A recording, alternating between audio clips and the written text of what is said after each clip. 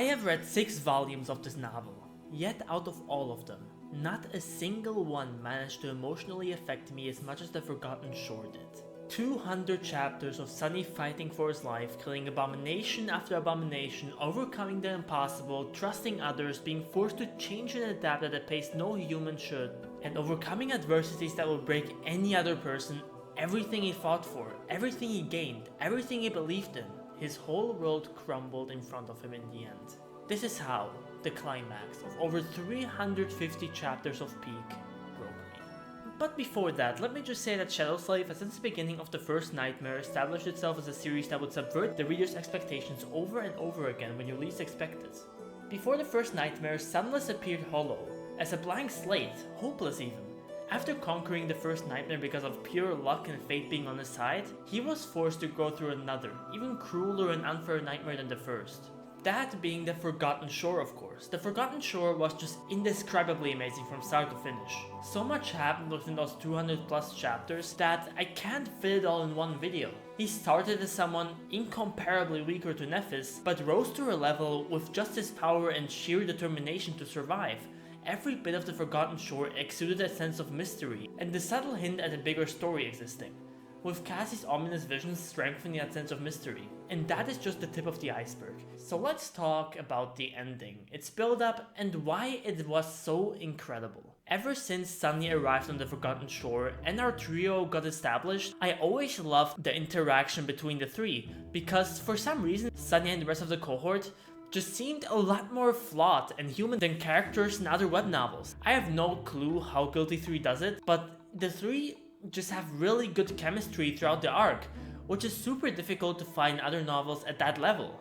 Talking about the cohort, let me just say how Cassie and her revelations are an amazing tool to build foreshadowing with. Her revelation about the ginormous shadow swallowing an angel had very obvious implications, yet at the time I didn't really register them. In most series like Omniscient Reader's Viewpoint, they usually trick fate in one way or another, with revelations seeming more like a possible future than the future. But of course, all of the expectations I had for the future were shattered in the end. But before we get to that, I just have to mention the Soul Devouring 3 mini arc.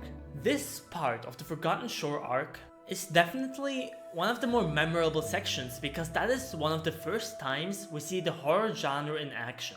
Wait, you're telling me the horror genre isn't included, but the romance genre and transmigration genre is? Like, literally, who is making those tags?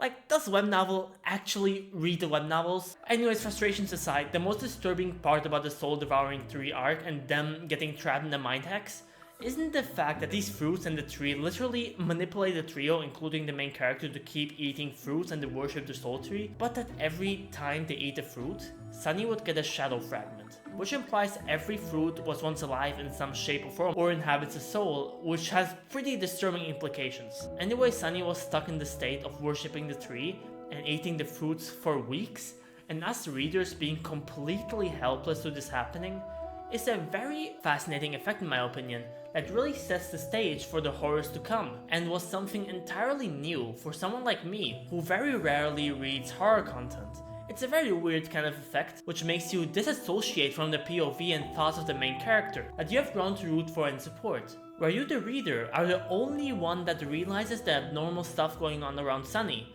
and as before mentioned, are super helpless towards it happening and continuing.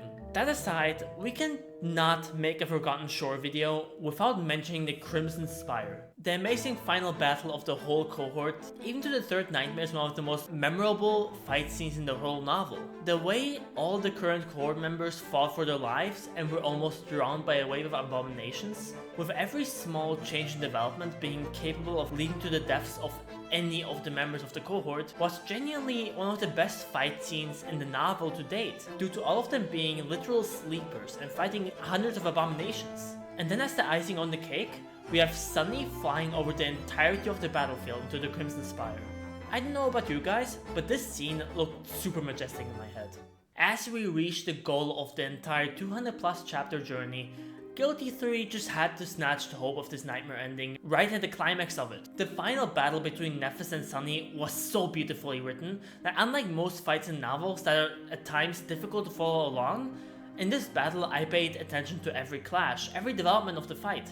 Not one of them wanted to fight, yet they still did. I didn't expect them to fight at all. The fight itself was a ginormous plot twist, and I genuinely thought one of them was going to die. As we have seen in numerous series before, we know that the MC usually sacrifices himself and survives in some way too.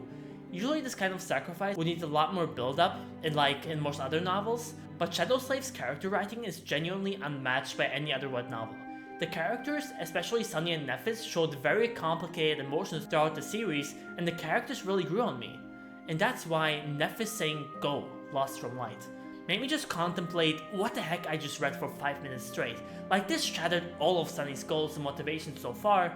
It was the biggest plot twist we have seen this whole series in my opinion. And the way it was delivered was truly masterclass. It absolutely broke me, not just because of how devastated I felt for Sunny, having rooted for him and lived through his story for over 200 chapters, but because I knew that I was never ever going to read an arc as perfect as this one. Granted, I'm reading the third Nightmare right now, so who knows, the author might knock me away at the end of that arc, but the Forgotten Shore arc cannot be overglazed. Anyways, I'll one day make a video about how ingenious the horror in Shadowslave is too, because that has to be one of my favorite aspects of the whole series. So subscribe and stay tuned for that. See ya!